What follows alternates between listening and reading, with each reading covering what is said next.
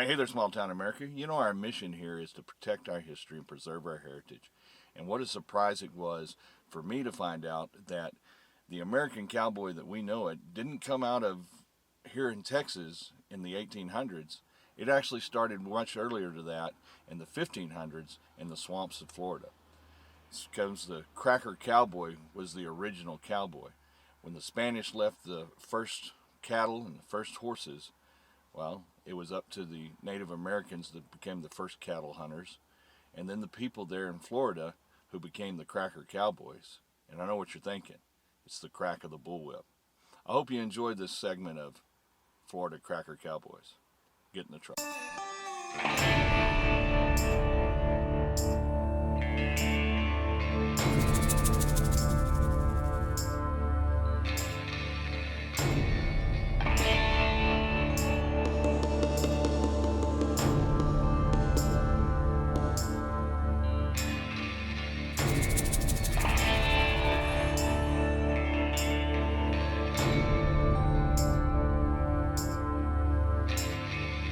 Ever wondered about the origins of the iconic American cowboy persona?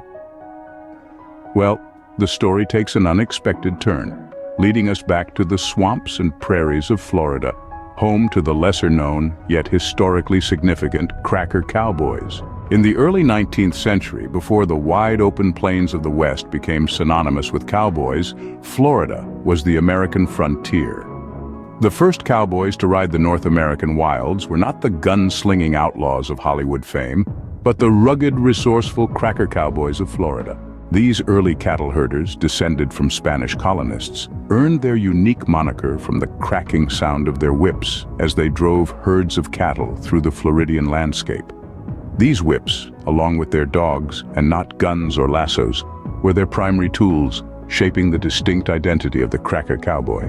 These whips were 12 to 18 feet of braided buckskin fastened to a handle of 15 inches long. As a result of this sound, which sometimes resounded for several miles, these cowboys were called crackers. Early on, Spain attempted to colonize Florida's interior, and by 1700, Florida contained approximately 34 ranches with 20,000 head of cattle. However, when the British and Creek Indians began to raid the ranches in 1702 and 1704, the devastated Florida cattle ranchers abandoned their land.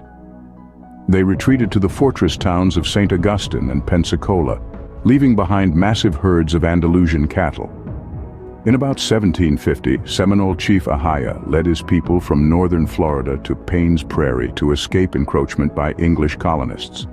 There, he and his band settled on an abandoned Spanish cattle ranch and began to gather the wild cattle into a vast herd, earning Ahaya the nickname Cowkeeper. Cattle became the new chief base of their economy.